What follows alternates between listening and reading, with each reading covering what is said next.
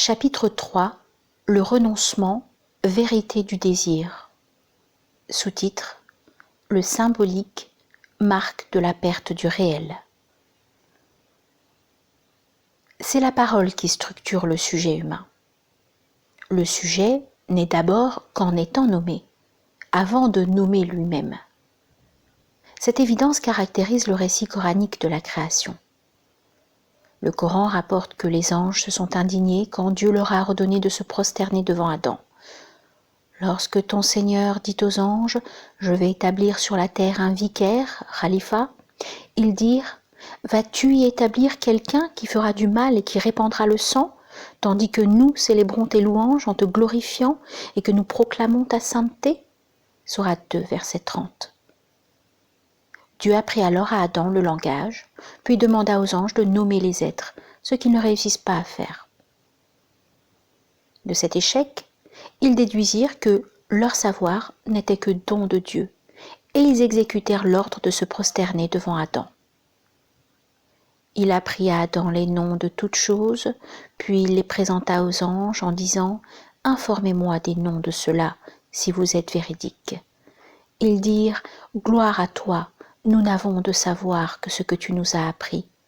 Certes, c'est toi l'omniscient, le sage. » Sourate 2, versets 31 et 32.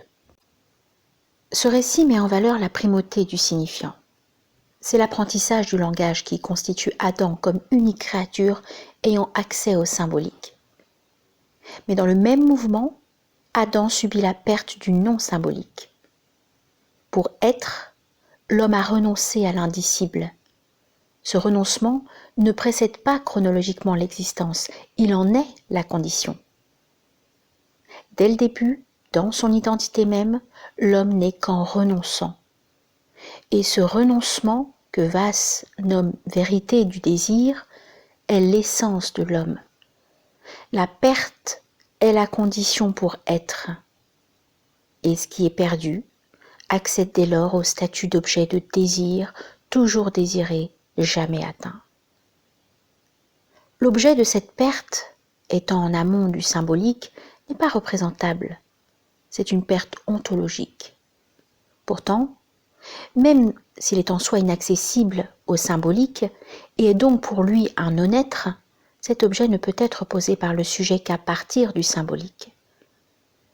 Même pensé comme néant, il est nécessairement chargé d'un contenu symbolique minimal, symbole du non symbolisable. Car comme l'affirme Platon, il faut supposer un peu d'être au néant pour pouvoir en parler.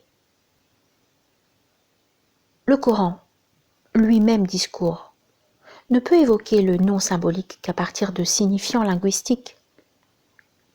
La parole divine du réel n'est pas le Coran, mais ce dernier l'évoque à maintes reprises. Créateur des cieux et de la terre, lorsqu'il a décrété une chose, il dit seulement « soit »,« kun », et elle est aussitôt. Sourate 2, verset 117. Elle dit « Seigneur, comment aurais-je un enfant alors qu'aucun homme ne m'a touché ?» C'est ainsi, dit-il, Dieu crée ce qu'il veut. Quand il décide une chose, il lui dit simplement « soit »,« kun » et elle est. Sourate 3, verset 47. Oui, il en est de Jésus comme d'Adam auprès de Dieu. Dieu l'a créé de terre, puis il a dit « soit »,« kun » et il est. Sourate 3, verset 59. Voir également les sourates 6, verset 73, sourate 19, verset 35, sourate 36, verset 82 et sourate 40, verset 68. Dans tous ces versets, le verbe « soit » kun est le verbe créateur. Avant la symbolisation, le mot et la chose ne faisaient qu'un. C'est leur scission qui instaure la parole, kalima. Ce dernier terme est étroitement lié étymologiquement à la blessure, kelm. Comme le dit Ibn Arabi, la parole est blessure, elle est trace dans le blessé. Quand cette trace fut, ce qui en découla fut nommé parole. Dans sa genèse même, la parole est blessure, séparation forcée entre le mot et la chose. Cette dernière, objet de désir éternel, n'est plus représentable. n'en subsiste que sa trace, l'objet. Le langage, en barrant le non symbolique, en inscrivant le barré dans la problématique de l'impossible, se pose comme une loi incontournable. L'homme obéit nécessairement à la loi du langage puisqu'il parle. Cette première obéissance est la condition de l'existence humaine, laquelle se structure non seulement dans la perspective de l'impossible et de la loi incontournable, mais aussi dans la perspective de l'interdit. Si l'homme vient à l'être en perdant le réel, il est, au cœur même du symbolique, tenu de renoncer à la totalité, ce qui se traduit par la position non plus d'un néant inaccessible par essence, mais d'un être auquel il est interdit d'accéder. Ô Adam, habite avec ton épouse dans le jardin, mangez de ses fruits comme vous le voudrez, mais ne vous approchez pas de cet arbre, sinon vous seriez au nombre des injustes. Sourate 2, verset 35, Sourate 7, verset 19. Peu importe que l'arbre interdit soit un olivier, un figuier ou encore du froment, c'est le principe même de l'interdiction qui nous importe. Bien que le nombre des objets permis à Adam soit de loin plus grand que celui des objets interdits, c'est l'interdit qui est mis en exergue.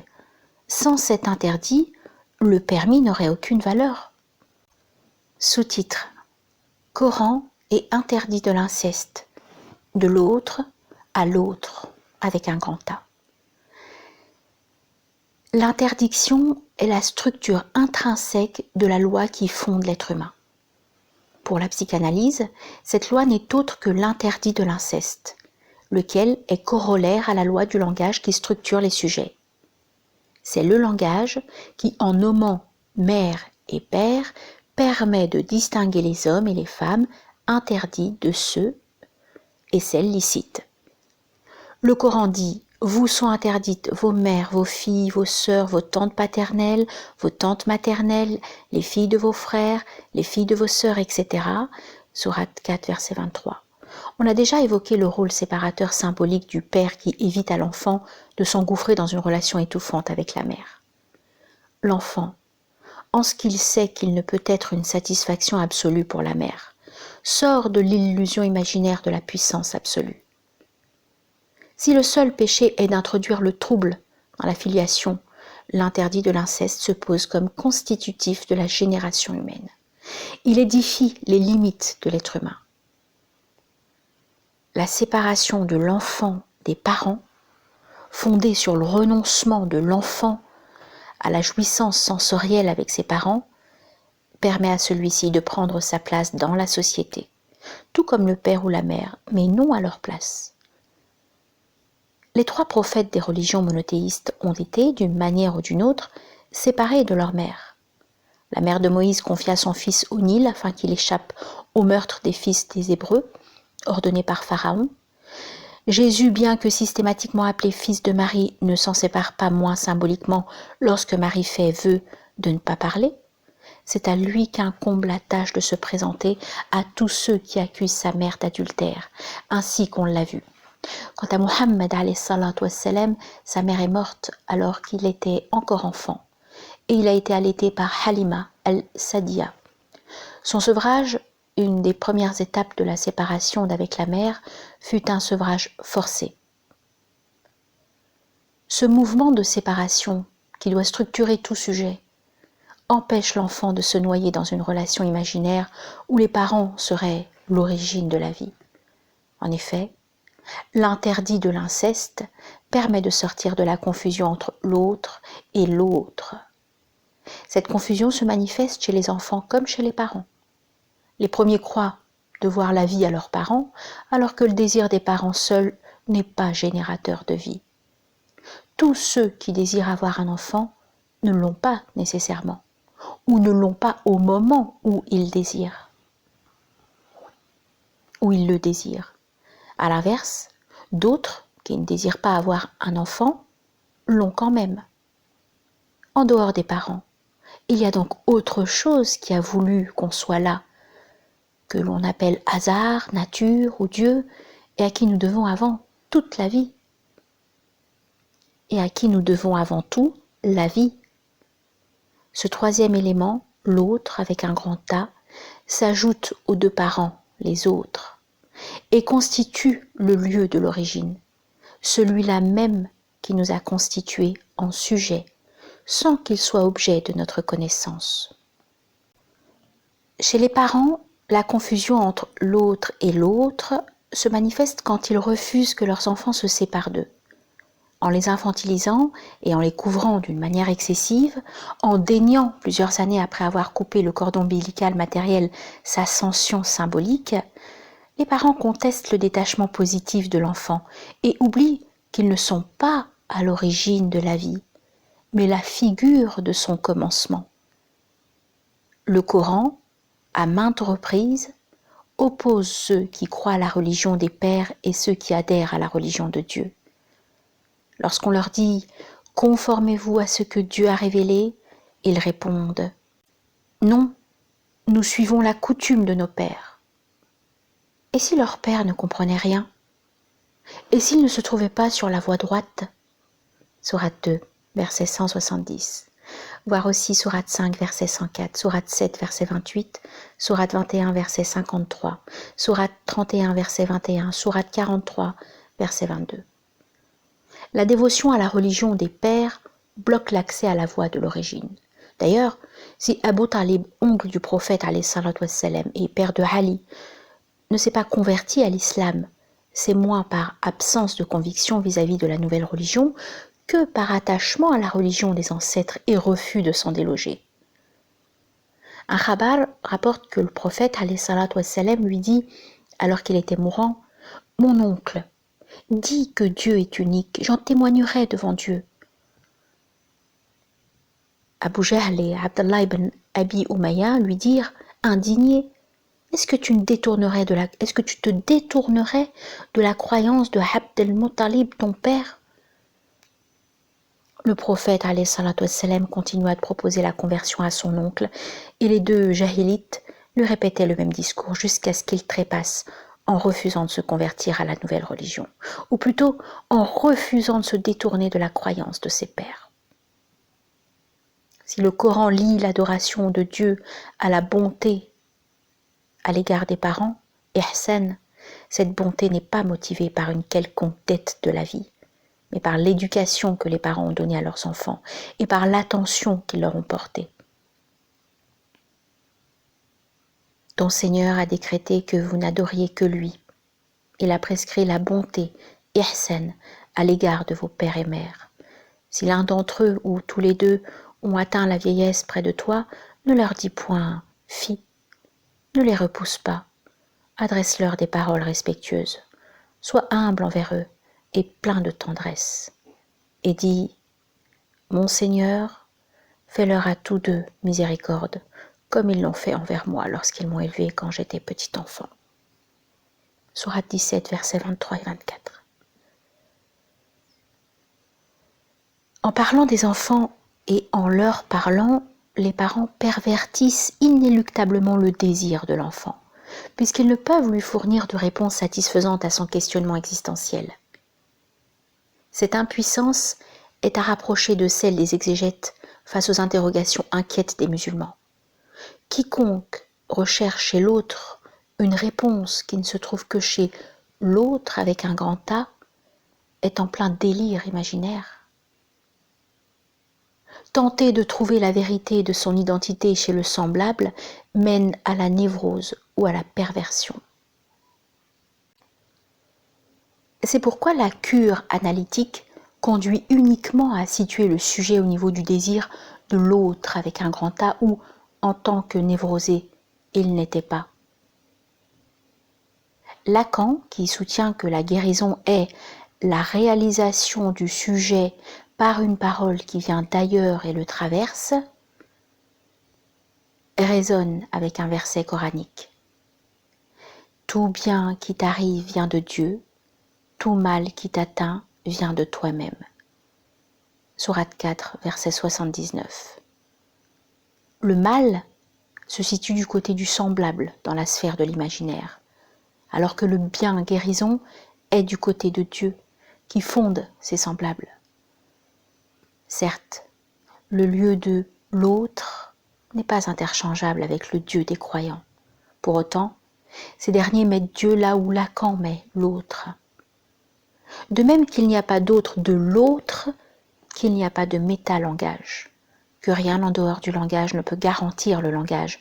De même, rien en dehors de la croyance au divin ne peut garantir l'existence de Dieu.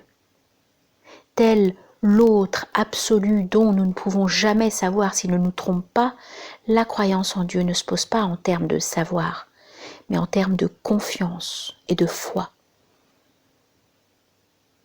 Les liens entre les deux lieux, de l'autre et de Dieu, établit, on peut dire, que l'acceptation de l'interdit de l'inceste permet de sortir de l'enlisement dans l'autre et de se situer au niveau du désir de l'autre.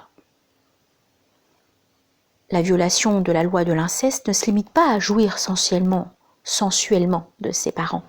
L'incestueux est symboliquement celui qui veut s'approprier la mère et refuse la place du père dans la vie et le cœur de celle-ci. En voulant s'approprier toute la place et en refusant la place de l'autre, l'incestueux aura un comportement jaloux. D'autre part, en transgressant l'interdit, l'incestueux exprime son refus du manque et son refus de renoncer à l'illusion de la puissance absolue, ce qu'on appelle vanité. Jaloux ou vaniteux, l'incestueux ne se meut pas dans la sphère du désir. En effet, le désir trouve son origine dans le renoncement à la puissance imaginaire et dans l'acceptation de la différence de l'autre, qui, n'étant pas un rival, partage avec lui le don de la vie. L'homme n'est qu'un être parmi les autres, même et autre. Sous-titre: la jalousie. Le jaloux se préoccupe moins d'un objet convoité que du plaisir que cet objet est supposé apporter à l'autre. Le jaloux brigue en fait la place de l'autre, à l'instar d'Iblis qui n'est pas tant intéressé par la satisfaction, Reda, et l'estime de Dieu dont il jouissait en tant qu'ange, que par l'envie de jouir de cette satisfaction et de cette estime en lieu et place d'Adam. Il se croyait meilleur qu'Adam, et il dénigrait dans son origine même, Sourate 7, verset 12. Cette envie de prendre la place de l'autre va jusqu'au meurtre le plus souvent fantasmagorique quand le garçon désire inconsciemment la mort de son rival, le père, afin de prendre sa place auprès de la mère. Mais si ce meurtre fantasmagorique marque une étape psychique nécessaire avant de dépasser le stade de l'Oedipe, le meurtre, en tant qu'acte visant à annihiler physiquement le rival, est un des signes de la jalousie les plus manifestes. Le premier meurtre humain s'inscrit dans cette perspective. En effet, l'un des deux fils d'Adam a tué son frère. Et si le Coran tait le nom de ses frères, la Bible nomme le meurtrier Caïn et la victime Abel. Les exégètes exposent deux versions de la cause du meurtre. La première dit qu'Abel possédait des ovins et que Caïn possédait des champs. Chacun des deux apporta une offrande à Dieu. Abel offrit sa meilleure brebis, tandis que Caïn offrit le pire froment de sa culture. Un feu du ciel s'abattit sur l'offrande d'Abel, signe que Dieu l'avait acceptée. Fou de jalousie, Caïn tua Abel. La deuxième version dit qu'Ève donnait naissance lors de chaque enfantement à des jumeaux, un garçon et une fille. Le garçon ne prenait pas sa sœur jumelle pour épouse, mais il s'accouplait à une autre de ses sœurs. Ève mit au monde Caïn et sa jumelle, puis Abel et sa jumelle. La jumelle de Caïn était très belle et, selon la loi, Adam voulut la marier à Abel.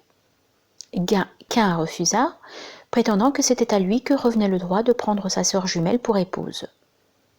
Pour les départager, Adam leur demanda de donner chacun une offrande à Dieu, ce qu'ils firent. Mais Dieu n'accepta que celle d'Abel. Caïn tua alors son frère. La différence entre ces deux versions n'est pas essentielle, autant dans la première que dans la deuxième. Caïn refusait le verdict divin. Il refusait la sentence de la loi qui instaurait les deux frères dans la différence et voulait usurper la place de son frère à laquelle il ne pouvait espérer accéder qu'en l'éliminant en tant que rival. Tel est aussi le cas des frères de Joseph. La loi divine octroie la prophétie à Joseph qu'il refuse puisque ce don n'est pas encore manifeste, mais déjà ils veulent éradiquer Joseph pour prendre sa place dans le cœur du Père. Le Coran dit: les frères de Joseph dirent: Joseph et son frère sont plus chers que nous à notre Père, bien que nous soyons plus nombreux. Notre Père se trouve dans un égarement manifeste. Tuez Joseph, ou bien éloignez-le dans n'importe quel pays, afin que vous restiez seuls à jouir de la bienveillance de votre Père, après quoi vous serez des gens bien considérés. Sourate 12, versets 8 et 9. Le jaloux, en transgressant la loi et en souffrant de ne pas avoir accès à une jouissance illimitée, ne souffre pas seulement parce qu'il n'est qu'un parmi les autres. Il souffre surtout de ne pouvoir être maître de la jouissance. Plus que de ne pas jouir à la place de l'autre, il souffre de ne pas être en lieu et place de l'autre. S'il était le lieu de l'origine, il n'y aurait plus d'autres, plus de rivaux. En réalité, le jaloux souffre parce qu'il ne peut pas être premier, il n'est que second, nécessairement précédé comme tous les humains par le lieu de l'autre, ne pouvant y intervenir et échouant à le changer. Deux personnages coraniques représentent explicitement ceux qui sont jaloux du premier, en l'occurrence de Dieu. Tout d'abord, l'interlocuteur d'Abraham dans le verset « N'as-tu pas vu celui qui a discuté avec Abraham au sujet de son Seigneur parce que Dieu lui avait donné la royauté ?» Abraham lui dit « Mon Seigneur est celui qui fait vivre et qui fait mourir. » Il répondit « C'est moi qui fais vivre et qui fais mourir. » Sourate 2, verset 258. L'identité de cet interlocuteur n'est pas révélée dans le Coran, bien que certains exégètes y aient reconnu un certain Namrud ibn Canaan, autrement dit le Nemrod biblique. Celui-ci n'accepta pas que Dieu détienne une puissance qui lui soit inaccessible, celle de faire vivre et de faire mourir. C'est justement cet attribut qui fait de Dieu le premier.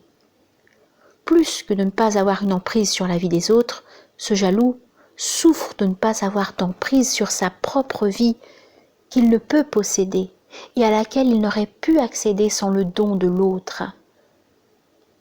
Le deuxième personnage coranique jaloux de Dieu comme premier, c'est Pharaon, qui se proclame explicitement Dieu et vise à prouver l'inexistence du Dieu de Moïse. Pharaon dit « Ô vous les chefs du peuple, je ne vous connais pas d'autre Dieu que moi-même. Ô Aman, allume-moi un feu sur la glaise, construis-moi une tour. Peut-être alors monterai-je jusqu'au Dieu de Moïse. Je pense cependant que Moïse est un menteur. » Sourate 28, verset 38. Sous-titre: La vanité ou la sphère de la puissance imaginaire. Si la jalousie souligne la souffrance de celui qui, en essayant de prendre la place de l'autre, ne brigue en fait que le lieu inaccessible de l'autre, le vaniteux, lui, occulte la souffrance due au fait d'être toujours second et s'installe dans la sphère illusoire de la puissance, dans la sphère de l'imaginaire. L'imaginaire, l'une des trois topiques lacaniennes, avec le symbolique et le réel, trouve son origine théorique dans l'analyse du stade du miroir. Ce stade, plutôt structural que temporel, lié à la petite enfance, marque la phase où l'enfant reconnaît son image dans le miroir. Et cette reconnaissance, diffuse et disparate, génère chez l'enfant un sentiment de joie.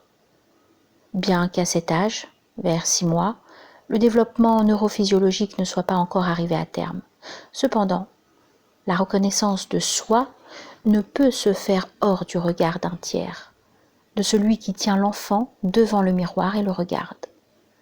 Ce stade est donc lié à l'expérience du clivage entre le moi, imago ou instance imaginaire, et le je, autre ou instance symbolique. C'est aussi un stade de captation et de leurre, où la différence est de taille entre la dépendance à autrui et l'illusion d'unité et de maîtrise. Leurre, captation, illusion et autres sont des corollaires de l'imaginaire, lieu du narcissisme par excellence. Tous ces concepts ne sont bien évidemment pas rapprochés normativement. Cependant, c'est bien le symbolique, situé au-delà de l'imaginaire, qui est un guide et un repère pour le sujet. Le moi imaginaire est régulé par le symbolique et donc par la loi. En s'identifiant au moi imaginaire, le sujet s'enferme dans une relation duelle.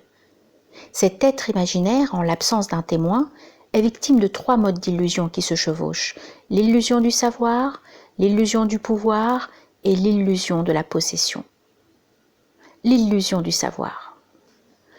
Lorsque l'homme ne voit pas l'écart entre son image de soi et des autres d'une part, et sa vérité et celle des autres de l'autre, il est en pleine confusion imaginaire. Notre conception, notre image des choses n'ont rien à voir avec les choses elles-mêmes. Une différence essentielle sépare notre image dans le miroir de la réalité de notre corps. De ce fait, notre connaissance est toujours relative, qu'elle se situe au niveau de la représentation de la chose ou à celui du réel, pure révélation interne inobjectivable. La confusion entre l'image de la chose et la chose en soi, transposée au niveau de la parole, devient confusion entre l'énoncé et l'énonciation. Le paradoxe du menteur est bien connu. L'énoncé « je mens » dans le cadre d'une logique du discours est paradoxal ou dénué de sens. Soit l'énonciateur, quand il dit cela, ment, alors il énonce le faux, et la vérité serait qu'il ne ment pas, soit il ne ment pas en disant cela, et donc la vérité est qu'il ment, conformément à son énoncé. La cause de ce paradoxe apparent est la confusion entre le « je » de l'énonciation et le « je » de l'énoncé, ou le « moi ». Le « je » de l'énoncé réfère à l'image, alors que le « je » de l'énonciation n'a pas de référence objective, il est le lieu de la subjectivité. D'ailleurs, le fait qu'il parle interdit à l'homme de se confondre avec ce dont il parle, avec l'image qu'il a de lui-même. En chavirant dans l'imaginaire, sans référence à l'autre, l'homme oublie que le savoir est limité, et il cherche dans ses représentations logiques une vérité qui lui échappera toujours. Le Coran démontre dans un récit significatif l'illusion du savoir logique. Moïse et son valet trouvèrent l'un de nos serviteurs à qui nous avions donné une grâce de notre part et à qui nous avions enseigné une science émanant de nous. Moïse lui dit : « Puis-je te suivre, à la condition que tu m'apprennes ce qu'on t'a appris concernant une voie droite ?» Il dit : « Tu ne saurais être patient avec moi. Comment serais-tu patient alors que tu ne comprends pas ?» Moïse dit : « Tu me trouveras patient si Dieu le veut, et je ne désobéirai à aucun de tes ordres. Si tu m'accompagnes, ne m'interroge sur rien avant que je t'en donne l'explication. » Ils partirent tous deux et ils montèrent sur un bateau. L'homme y fit une brèche. Moïse lui dit : « Est-ce pour noyer ses occupants que tu l'as ébréché ? Tu as commis certes une chose monstrueuse. » Il répondit : « N'ai-je pas dit que tu ne pourrais pas garder patience en ma compagnie ? » « Ne t'en prends pas à moi, dit Moïse, pour un oubli de ma part, et ne m'impose pas de grandes difficultés. » Puis ils partirent tous deux, et quand ils eurent rencontré un enfant, l'homme le tua. Alors Moïse dit : « As-tu tué un être innocent qui n'a tué personne ? Tu as commis certes une chose affreuse. » Et lui dit : « Ne t'ai-je pas dit que tu ne pourrais pas garder patience en ma compagnie ? Si après cela je t'interroge sur quoi que ce soit, dit Moïse, alors ne m'accompagne plus. Tu seras alors excusé de te séparer de moi. » Ils partirent donc tous deux, et quand ils furent arrivés à un village habité, ils demandèrent à manger à ses habitants, mais ceux-ci refusèrent de leur donner l'hospitalité. Ensuite, ils y trouvèrent un mur sur le point de s'écrouler. L'homme le redressa. Alors Moïse lui dit : « Si tu voulais, tu aurais pu réclamer pour cela un salaire. » « C'est sur cela que nous allons nous séparer, dit l'homme. Je vais t'apprendre l'interprétation de ce que tu n'as pu supporter avec patience. Pour ce qui est du bateau, il appartenait à des pauvres gens qui travaillaient en mer. Je voulais donc le rendre défectueux, car il y avait derrière eux un roi qui saisissait de force tout bateau. Quant au garçon, son père et sa mère étaient des croyants. Nous avons craint qu'il ne leur imposât la rébellion et la mécréance. Nous avons donc voulu que leur Seigneur leur en accordât en échange un autre plus pur et plus affectueux. Quant au mur, il appartenait à 2 orphelins de la ville, et il y avait dessous un trésor à eux, et leur père était un homme vertueux. Ton Seigneur a donc voulu que tous 2 atteignent leur maturité et qu'ils extraient eux-mêmes leur trésor, par une miséricorde de ton Seigneur. Je ne l'ai d'ailleurs pas fait de mon propre chef. Voilà l'interprétation de ce que tu n'as pu endurer avec patience. Sourate 18, versets 65 à 82. L'exégèse d'Al-Tabari rapporte le khabar suivant qui clôt le récit coranique. Moïse et l'homme, arrivés au bord de la mer, la plus immense qui soit, virent une alouette qui buvait un peu d'eau. L'homme dit à Moïse, « Quelle quantité d'eau crois-tu que cet oiseau a ingurgité ?»« Infiniment peu, répondit Moïse.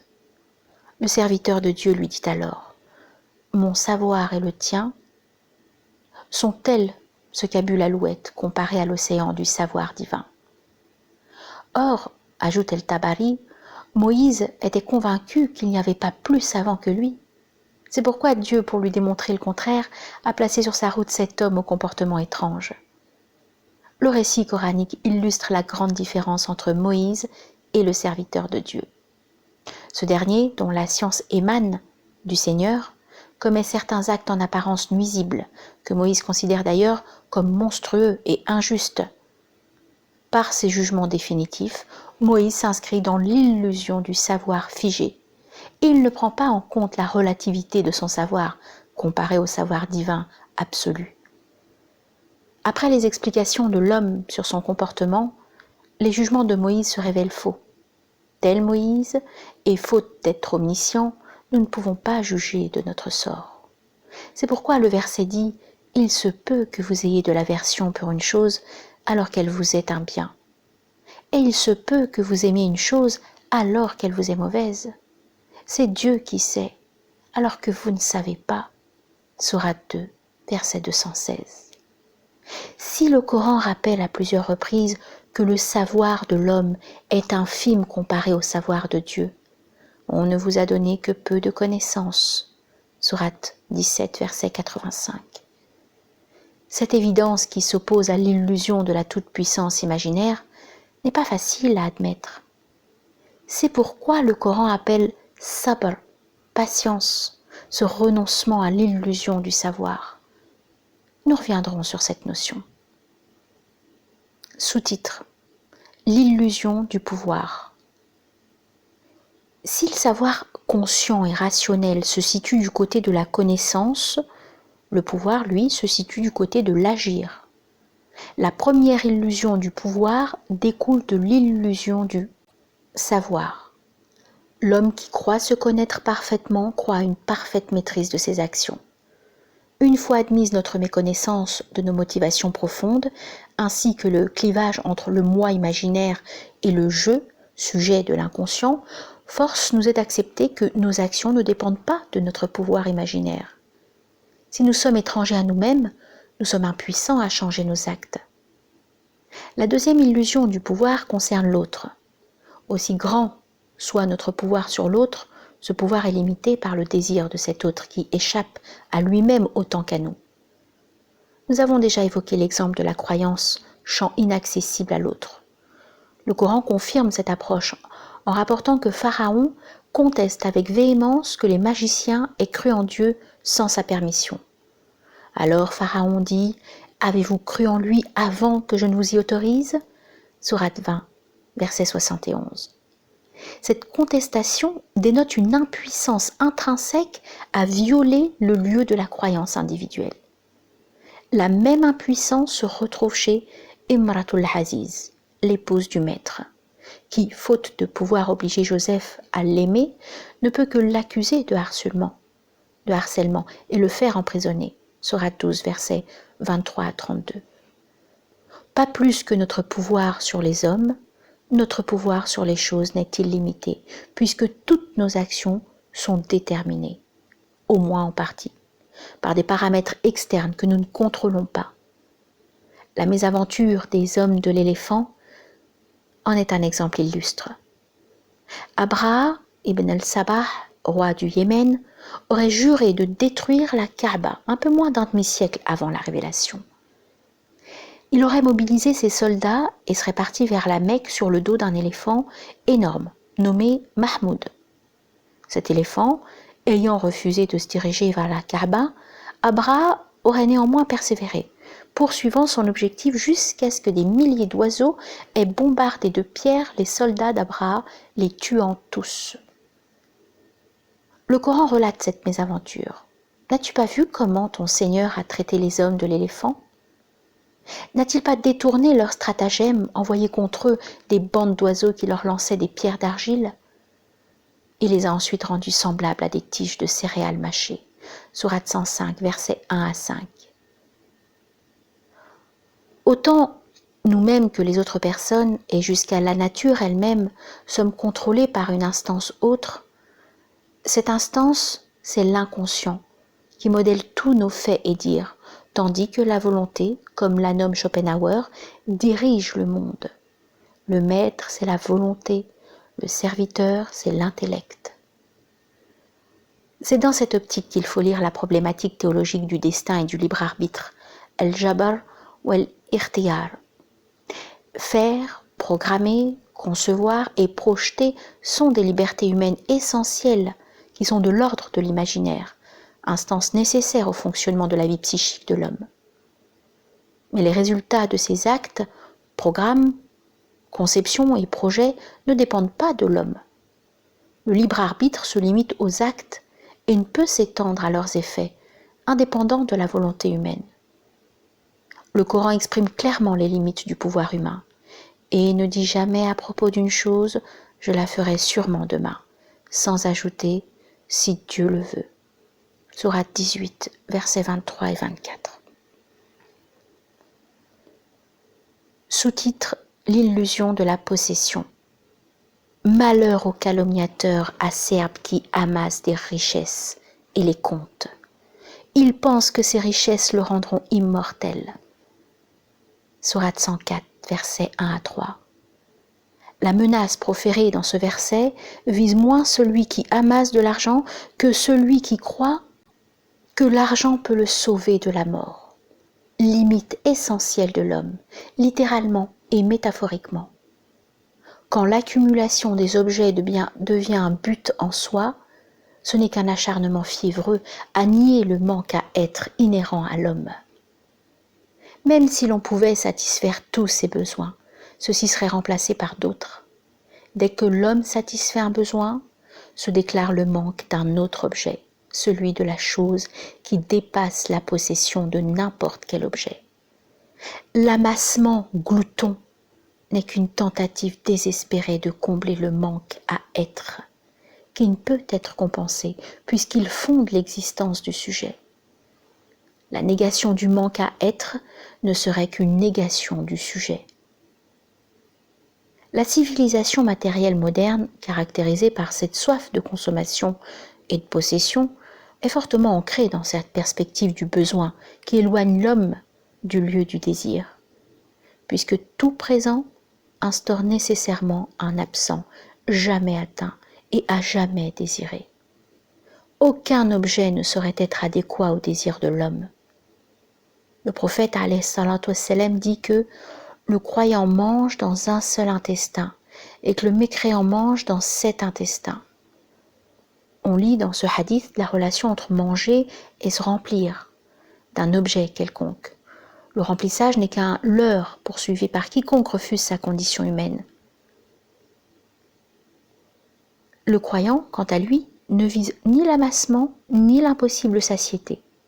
Et si le prophète alayhi salatu wassalam cherche refuge auprès de Dieu contre une âme qui n'est jamais rassasiée, c'est pour appeler le croyant à connaître la valeur inestimable du vide qui existe en lui.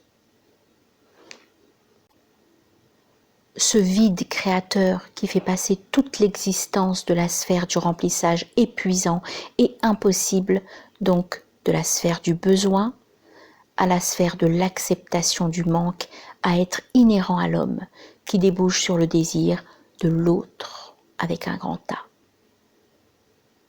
Le croyant doit renoncer à l'illusion de la possession, car l'homme ne peut tout simplement rien posséder, pas même sa vie.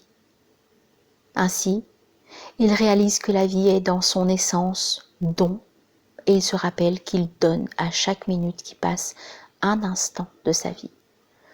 Par le don, la vie existe, et dans le don se réalise le sens de l'existence humaine.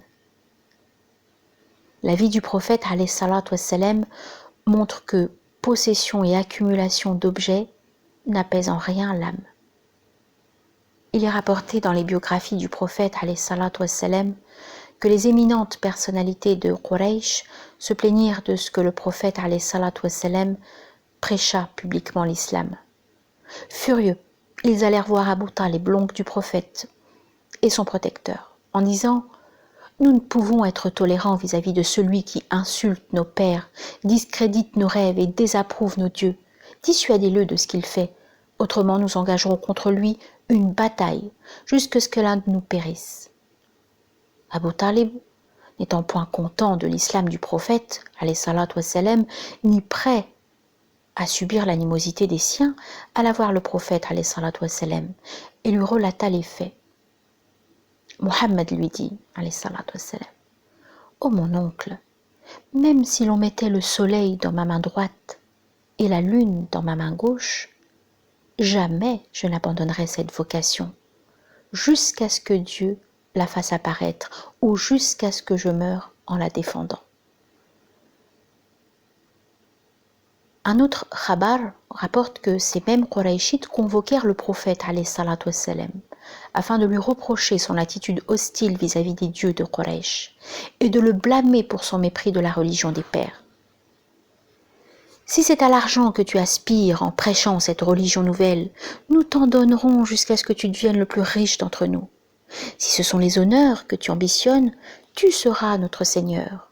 Si tu prétends à la royauté, nous te proclamerons roi. » Le prophète alayhi salatu wassalam leur répondit « Par le Dieu au nom de qui je vous appelle, je ne cherche point ni argent, ni honneur, ni royauté. C'est lui qui m'envoie comme messager, et c'est lui qui m'a révélé un livre. Il m'a demandé d'être pour vous un annonciateur de bonnes nouvelles et un avertisseur. Je vous ai transmis le message de votre Seigneur et je vous ai conseillé. Si vous adhérez à ma parole, ce sera pour votre bienfait ici-bas et dans le delà. Si vous la refusez, je serai patient jusqu'à ce que Dieu soit juge entre nous. » Tous les hommes font face, d'une manière ou d'une autre, au choix symbolique proposé au prophète. Soit ils accumulent les objets en croyant que cette accumulation est le signe de la vérité de leur être, soit ils réalisent que tout amassement étouffe la parole de vérité en eux. Les hommes sont divisés entre un moi aspirant à assouvir les besoins imaginaires et un sujet qu'aucun besoin ne rassasie, puisqu'il est gouverné par l'au-delà du principe de plaisir. Le moi ambitionne la réussite et le sujet désire le bonheur. Dans cette optique, le Coran soutient qu'argent et enfants sont la parure de la vie de ce monde, mais il insiste sur le fait que les bonnes actions impérissables recevront une récompense meilleure et qu'elles suscitent un meilleur espoir. Sourate 18, verset 46. Argent et enfants ont métaphoriquement trait au principe du plaisir et au concept de la réussite, alors que les bonnes actions impérissables se rattachent au concept du bonheur. Le prophète alayhi salatu wassalam ne réfute pas la possession dans l'optique de l'istirlaf, lieutenance, croyant en Dieu et en son prophète. Dépensez ce dont il vous a donné la lieutenance. Sourate 57, verset 7. Mais il réfute la possession qui produit l'illusion que l'être de l'homme se limite à elle. La faute de l'homme est moins de posséder argent et pouvoir que de limiter son être à cette possession. L'homme ne possède pas. Par contre, il ne cesse de jouer le rôle du possesseur, alors qu'il doit être conscient que seul Dieu est le possesseur. Sans cette conscience, l'homme ressemble à un acteur fou qui confond son rôle et son être. Il convient de remarquer que si un homme qui se croit un roi est fou, un roi qui se croit un roi ne l'est pas moins. On peut interpréter dans cette optique l'obligation de la zakat et l'incitation à l'aumône sadaqa, toutes deux très présentes dans le Coran. Le don serait moins bénéfique au receveur qu'au donneur. Si nous ne nions pas la dimension sociale du don d'argent aux plus démunis, dimension tellement vantée par les livres de fiqh et exaltée par les prêches du vendredi, nous croyons que le don est un bienfait pour le donneur, il est une liberté pour lui et une nécessité pour son équilibre psychique. En affirmant que la meilleure aumône est celle qui est donnée lorsque le donneur est en bonne santé, ambitionnant la richesse et appréhendant la pauvreté, le hadith du prophète alayhi salatu wassalam suggère que le don doit rappeler le manque à être de l'homme, voire le signifier. Comme l'exprime si bien Druermann, ce n'est pas le toujours plus qui apporte le bien-être, mais la dose juste. Sous-titre: Iblis ou l'anti-renoncement. La jalousie, le chavirement dans l'imaginaire, l'illusion du savoir, du pouvoir et la vanité expriment tous le refus du renoncement et l'obturation du désir. Le personnage d'Iblis ou Satan, Shaitan, manifeste tous ces traits. Son refus de se prosterner devant Adam est certes, du point de vue religieux, un acte de désobéissance. Ainsi que le soulignent les exégètes, le Coran le qualifie de Abba, railleur. Mais ce refus peut nous dire d'autres choses encore. Iblis commence par contester l'ordre divin. Dieu dit « Qu'est-ce qui t'empêche de te prosterner quand je te l'ai commandé ?» Iblis répondit « Je suis meilleur que lui. Tu m'as créé de feu alors que tu l'as créé d'argile. » Sourate 7, verset 12. Contrairement aux anges qui finissent par avouer les limites de leur savoir, Iblis se croit détenteur d'une connaissance certaine et d'un jugement définitif. Incapable de renoncer à l'image fixe qu'il a de lui-même et de l'autre, il est surtout impuissant à accepter son impuissance et ses limites. C'est sa vanité qu'il pousse à la faute. Dieu lui dit « Ô Iblis, qui t'a empêché de te prosterner devant celui que j'ai créé de mes mains ? Est-ce par superbe ou te considères-tu parmi les hauts placés ?» Sourate 38, verset 75.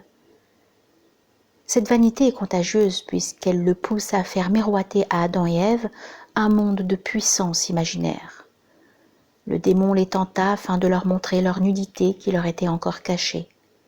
Il dit « Votre Seigneur vous a interdit cet arbre pour vous empêcher de devenir des anges ou d'être immortels. » Il leur jura « Je suis pour vous un conseiller digne de confiance. » Et il les fit tomber par Ghurur. Sourate 7, verset 20 à 22, voire aussi Sourate 20, verset 120. Ghurur, qu'on traduit généralement ici par tromperie, dénote aussi la vanité. De fait, toutes les promesses du démon ont des manifestations de la vanité, dans le déni de cette finitude qui définit non seulement la mort, mais la vie elle-même. La promesse de devenir des anges connote en plus l'illusion d'être libre de tout péché, non pas dans un souci d'obéissance absolue à l'ordre divin, mais par souci vaniteux d'échapper à la faute, d'être irréprochable, parfait. Comme le dit Denivas, plus effrayant que le péché public, la sainteté à ses propres yeux. Sous-titre: L'adoration de l'image ou l'idolâtrie inconsciente. L'homme vaniteux prend sa propre image pour Dieu et est ainsi coupable de shirk, associationnisme, polythéisme, le seul péché impardonnable. Certes, Dieu ne pardonne pas qu'on lui donne quelque associé. À part cela, il pardonne à qui il veut. Quiconque donne un associé à Dieu commet un énorme péché. Sourate 4, verset 48. En s'adorant, l'homme sombre dans un type d'idolâtrie inconsciente qu'il fait se prendre pour l'origine de la vie. En lieu et place d'écouter la voix de l'origine en lui, il se nourrit de l'illusion de son image. Ce n'est pas un hasard si le Coran, quand il énumère les sens humains, commence par l'ouïe, ne mentionnant la vue qu'après. Sourate 11, verset 20, Sourate 16, verset 78, Sourate 23, verset 78, Sourate 43, verset 40. Si l'ouïe précède la vue, c'est que le regard est trompeur. De même qu'il donne à l'enfant, dans le miroir, une illusion de cohésion et de maîtrise, alors que l'enfant est en réalité dépendant. Il peut donner à l'homme une image de ce qu'il projette et non la vérité, laquelle ne se révèle que dans la parole qui se laisse écouter dans le silence du recueillement. Ainsi peut s'expliquer l'interdit islamique de la représentation, qui trouve son origine dans les hadiths du prophète alayhi salatu wassalam. Au-delà du strict cadre pictural, il englobe toute image comme mensonge et leurre. Toute représentation de Dieu en particulier est mensonge, car Dieu se situe dans ce qui se dit et s'écoute en nous. Écouter, avoir pour source de vie la parole d'origine, s'oppose au mensonge imaginaire, celui-là même qu'Iblis promet aux hommes.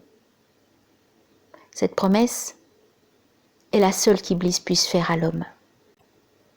Le démon leur fait des promesses, il leur inspire de vains désirs, mais ces promesses ne sont que mensonges. Ghurur. Sourate 4, verset 120, voire aussi Sourate 17, verset 64. Le mot ghurur signifie beaucoup plus que mensonge. Il connote l'idée que l'homme croit qu'une chose est utile et plaisante et découvre par la suite qu'elle est très nocive, cause de souffrances atroces. Le ghurur offre sous le mirage scintillant de l'image le leurre de l'imaginaire. Sous-titre: Obéir à Dieu. La puissance imaginaire et la souffrance jalouse s'opposent au manque et au désir. En y renonçant, l'homme rencontre le désir dans l'acte d'obéissance. Que signifie cette obéissance à Dieu? Et de quelle manière cette obéissance se lie-t-elle au désir? Obéir, c'est accepter la volonté d'un autre que soi. Ici, obéissance absolue à l'autre et non obéissance conjecturelle à un autre. Toute acceptation va à rebours de la recherche du plaisir. On n'accepte pas le plaisir, on y consent. L'obéissance dont il est question ici exige non seulement de renoncer à l'illusion du savoir et du pouvoir, mais aussi une foi en l'autre. Quand nous croyons que tous les faits, les actions et les événements qui se produisent autour de nous et en nous ne sont pas fortuits, mais ont un sens qui nous échappe, nous nous tenons sur le seuil qui mène à l'obéissance.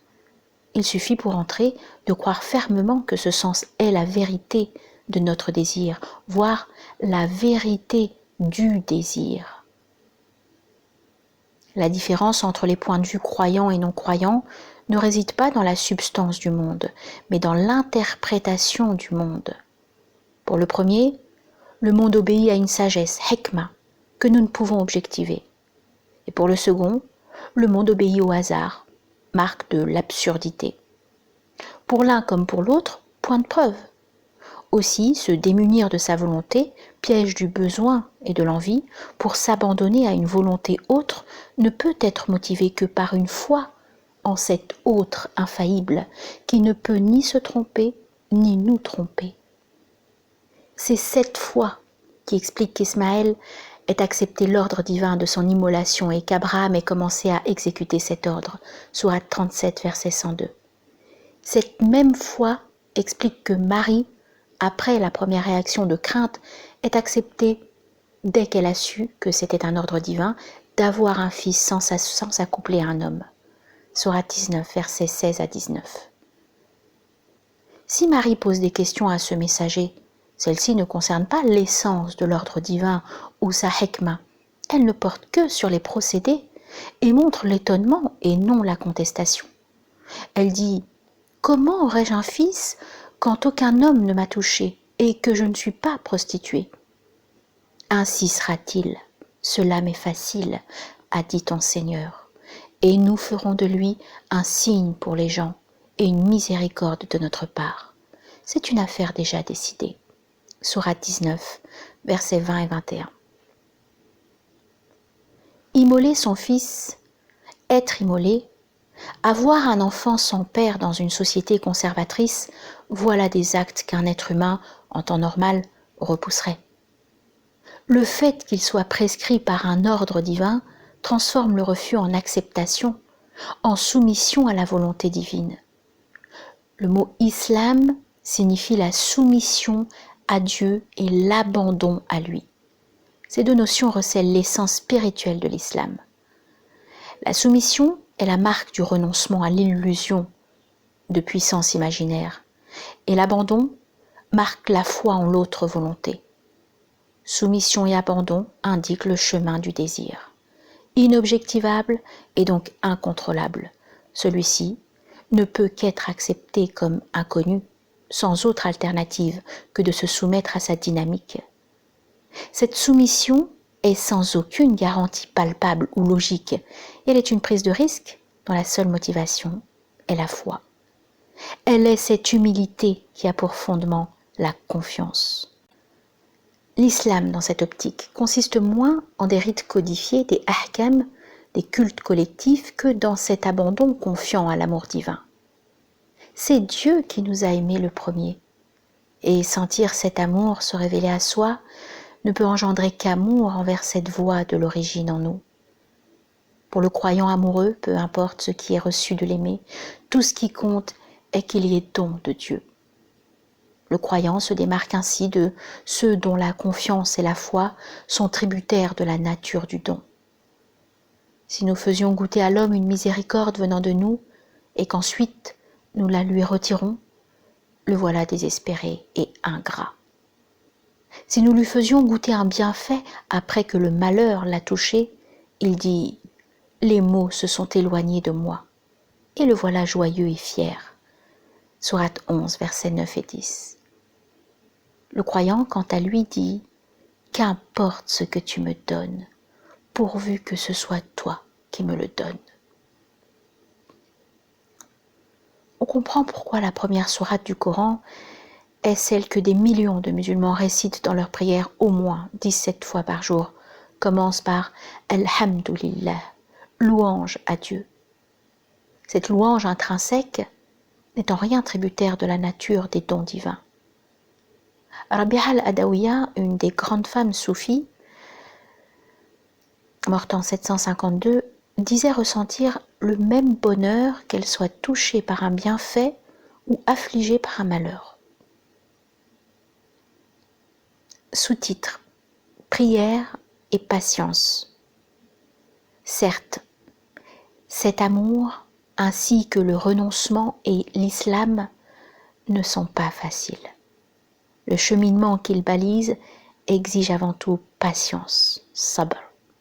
La meilleure résolution à prendre, azmul umur, selon le Coran. Sourate 3, verset 186, sourate 31, verset 17. Dans le récit de la rencontre entre Moïse et le serviteur de Dieu, la phrase « Tu ne saurais être patient avec moi » se répète de plusieurs manières. De même que lorsqu'Abraham s'apprête à sacrifier son fils, celui-ci lui assure « Tu me trouveras patient si Dieu le veut ». Sourate 37, verset 102. La patience, vertu essentielle du musulman et des prophètes, est plusieurs fois associée à la prière. La prière, en effet, se présente comme un temps d'arrêt des activités pendant lesquelles l'homme, par la méditation de son corps, prétend se mettre en présence de Dieu. Le sens premier de salat, prière, est l'invocation, dua, laquelle est, selon le prophète, alayhi salatu wassalam, l'essence de l'adoration. La fonction intérieure de l'invocation en tant que parole ne se manifeste pas dans l'énoncé, mais dans l'énonciation. Non pas le contenu, mais l'acte. La demande qui pose l'homme en invocateur et Dieu en invoqué. Le contenu de la demande recèle, selon certains exégètes, un paradoxe. Si le contenu de l'invocation est reconnu par Dieu, il devrait de toute façon se réaliser, et dans ce cas, nul besoin d'invocation. Et si l'acte de l'invocation n'est pas reconnu par Dieu, nul besoin de prier non plus. Cette réflexion présuppose une opposition entre la volonté humaine, telle qu'elle se présente dans l'invocation, et la volonté divine, telle qu'elle se manifeste dans le degré de la réponse divine.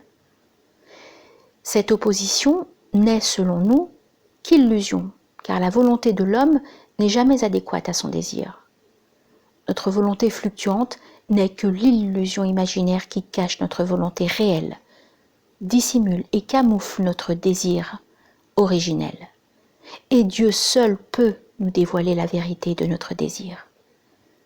Si aucune demande ne peut représenter le besoin, et si le désir s'ébauche dans la marge où la demande se déchire du besoin, se dessine la différence entre prière de besoin et prière de désir.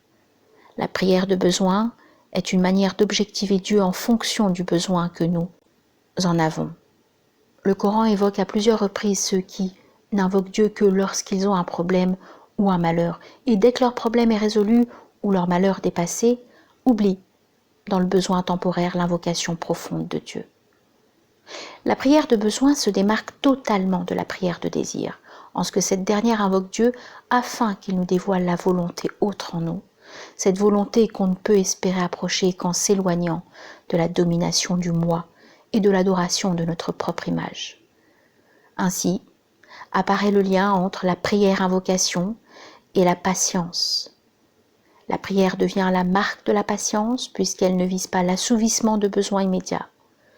La patience est cette vertu qui nous permet d'accepter tout ce qui nous vient de Dieu comme étant notre désir profond, bien qu'il puisse apparemment s'opposer à nos envies et à nos besoins.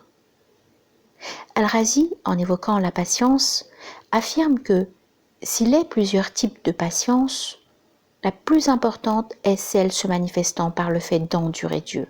Al-sabr al-Allah. Les malheurs dont sont frappés certains sont pour le Coran ibtila, épreuve. Les prophètes ont eux-mêmes enduré beaucoup de souffrances, mais l'épreuve est moins l'occasion pour l'homme de supporter contre son gré des malheurs qui le dépassent, que de voir dans les malheurs qu'il endure, comme dans les plaisirs dont il jouit, la vérité cachée de son désir. Sous-titre : Les limites du renoncement ou le repentir, essence de la foi. Bien que l'obéissance à l'autre, avec un grand A, en nous soit la marque essentielle du désir, force est de constater que cette obéissance ne peut être que relative. Renoncer à sa volonté propre est plus un processus continu qu'un accomplissement définitif. Le Coran soutient dans plusieurs versets que les prophètes ont commis des fautes, à commencer bien entendu par Adam, dont l'acceptation de la proposition d'Iblis lui a valu d'être renvoyé du paradis. David, selon certains récits, serait tombé amoureux de la femme d'Ouria. Il aurait tué ce dernier pour l'épouser. Une autre version dit qu'Ouria n'était que fiancé, que David, malgré le nombre important de ses épouses, ayant demandé la fiancée d'Ouria en mariage, la famille de la femme l'aurait préférée. David comprit que nous avions seulement voulu l'éprouver. Il demanda pardon à son Seigneur, il tomba prosterné et se repentit. Sourate 38, verset 24. Noé n'a pas eu la patience nécessaire pour accepter le naufrage de son fils sans s'enquérir sur ses causes. Sourate 11, verset 45. Jonas était furieux contre Dieu, qui avait épargné à sa communauté les souffrances dont le prophète les avait menacés, le mettant ainsi en porte-à-faux. Moïse, quant à lui, désira voir Dieu, donc se représenter l'irreprésentable, ce qui lui valut d'être foudroyé. Lorsque Moïse vint à notre rencontre et que son Seigneur lui parla, il dit « Mon Seigneur, montre-toi à moi pour que je te voie. » Le Seigneur dit « Tu ne me verras pas, mais regarde vers le mont. S'il reste immobile à sa place, tu me verras. » Et lorsque son Seigneur se manifesta sur le mont, il le mit en miettes, et Moïse tomba foudroyé. Sourate 16, verset 143. Mohammed lui-même, alayhi salatu wassalam, se serait détourné d'un aveugle venant le questionner, comme le rapporte la sourate au nom évocateur de Ahabasa. Il s'est renfrogné. Et il s'est renfrogné et il s'est détourné parce que l'aveugle est venu à lui. Qui te dit, peut-être celui-ci se purifie-t-il, ou peut-être réfléchit-il de telle sorte que le rappel lui soit profitable. Quant à celui qui est riche, tu l'abordes avec empressement.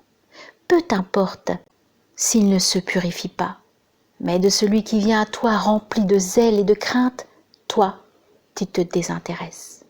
Sourate 80, versets 1 à 10. La plupart des exégèses classiques abordent ces récits sous l'angle apologétique, visant à dédouaner les prophètes de toute faute. El-Razi se lance ainsi dans une grande plaidoirie pour démontrer l'innocence d'Adam, soutient que la faute commise par Dieu, par David, est en réalité minime et que ceux qui prétendent le contraire, l'accusant d'assassinat et d'adultère, portent des accusations absurdes. De même, le fait que certains exégètes attribuent le renfrognement de la sourate 80 à un membre des Banu Umayya doit se comprendre dans une démarche apologétique. Cette justification prend pour point de départ la notion de isma, impeccabilité, littéralement exaltation des prophètes, c'est-à-dire la protection divine qui leur est accordée pour leur éviter toute faute.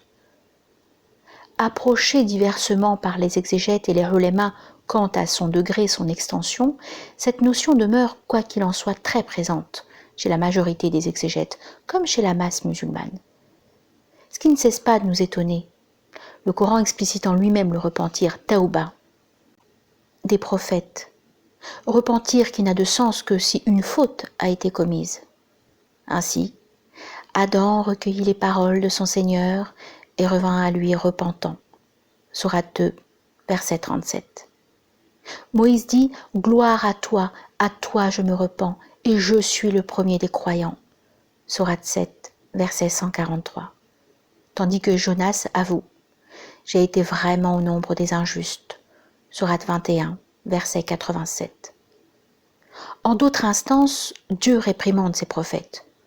Mohammed dans la sourate 80, mais aussi Noé. Ne me demande pas ce que tu ne connais pas. Si je ne t'exhortais pas, tu serais au nombre des ignorants. Sourate 11, verset 46. Cette notion d'infaillibilité, isma, n'est donc pour nous qu'un fantasme. Mieux vaut mettre en lumière la défaillance structurelle de l'homme. L'obéissance absolue à la voix de l'origine, en nous, ne peut être un fait accompli, mais toujours un processus, un mouvement. L'homme, même quand il vise à s'inscrire dans la dynamique du désir, ne peut s'y installer définitivement et se trouve parfois attiré dans la sphère du besoin. De même, l'homme ne peut sortir définitivement de l'imaginaire et ne vivre que du réel révélé à lui. Le désir est intrinsèquement toujours poursuivi, jamais atteint. Le concept de repentir tauba confirme cette défaillance structurelle de l'homme et marque l'obéissance en tant que processus.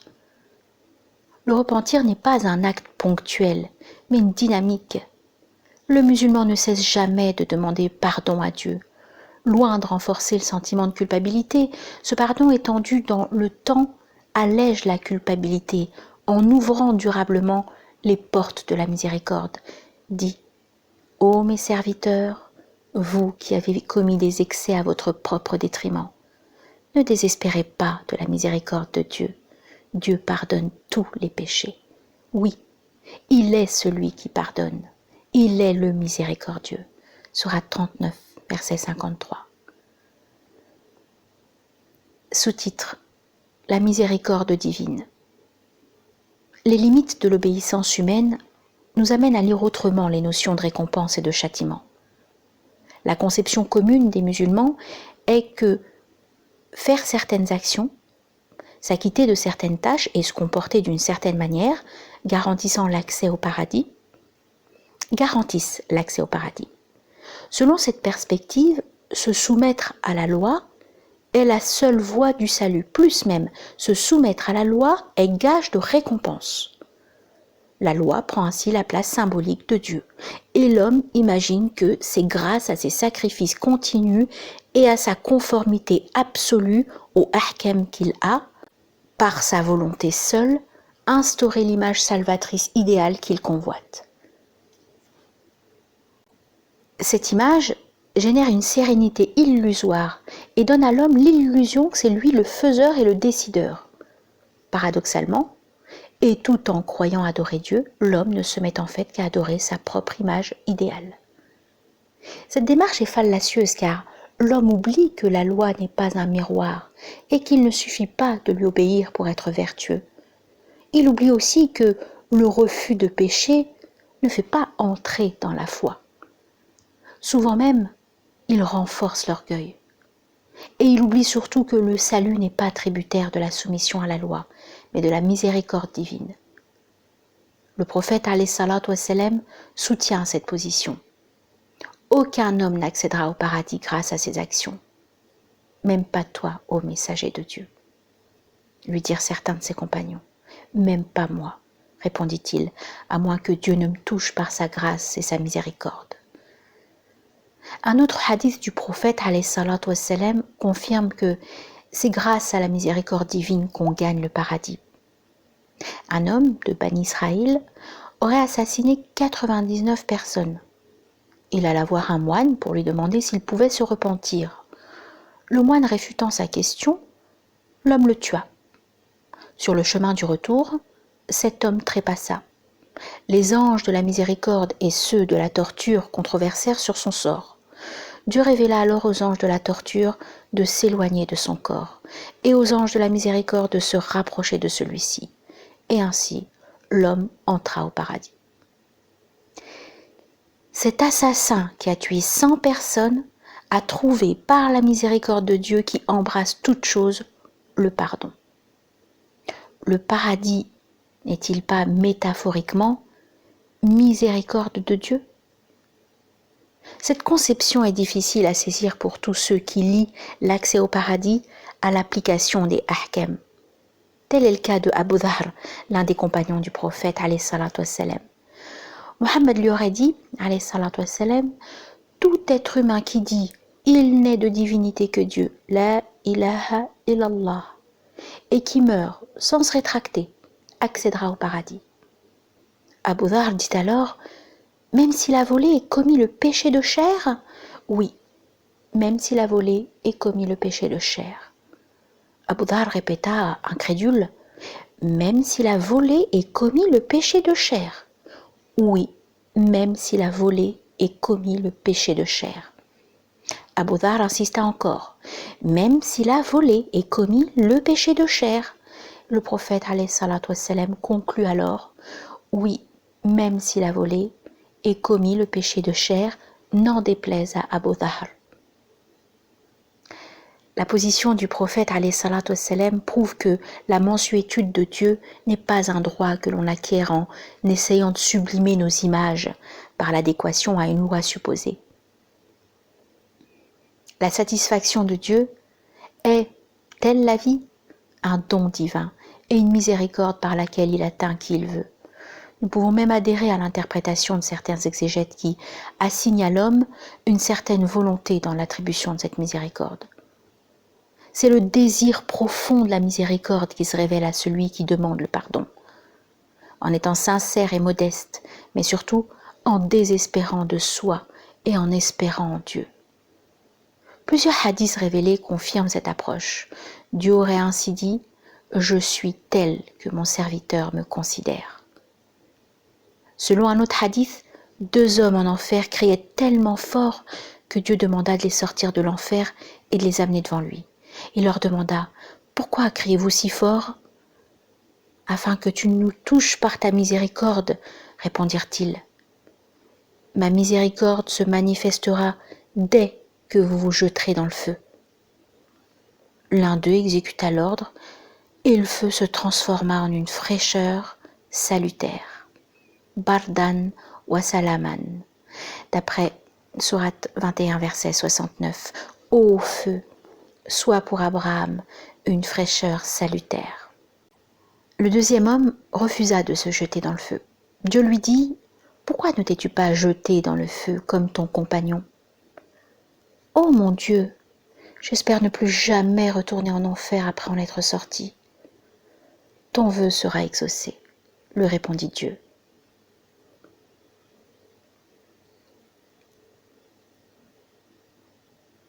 Les 2 hommes entrèrent dans le paradis grâce à la miséricorde de Dieu. L'obéissance étant nécessairement relative, notre salut n'est pas un droit acquis et dépend de la miséricorde de Dieu. Dès lors, il est impossible de juger l'autre. Un hadith du prophète alayhi salatu wassalam dit « Accuser un musulman de mécréance équivaut à le tuer ». La modestie essentielle et la suspension du jugement indisposent certes le moi qui convoite par l'imaginaire pouvoir et savoir illimité, lui permettant d'évaluer l'autre selon ses propres normes. Pour autant, n'est croyant que celui qui veut pour son frère ce qu'il voudrait pour lui-même. La condition de la croyance prête ici à ambiguïté, car le pronom « il » peut linguistiquement parlant autant référer à celui qui veut ou au frère. Selon la première acception, du reste courante, le croyant devrait vouloir pour l'autre le même objet que ce croyant voudrait pour lui-même. Alors que selon la deuxième acception possible, le croyant devrait vouloir pour l'autre l'objet même que l'autre convoite. Loin d'appeler à imposer ses propres volontés à l'autre, ce hadith nous inciterait à aider l'autre dans ses projets, aussi différents soient-ils des nôtres.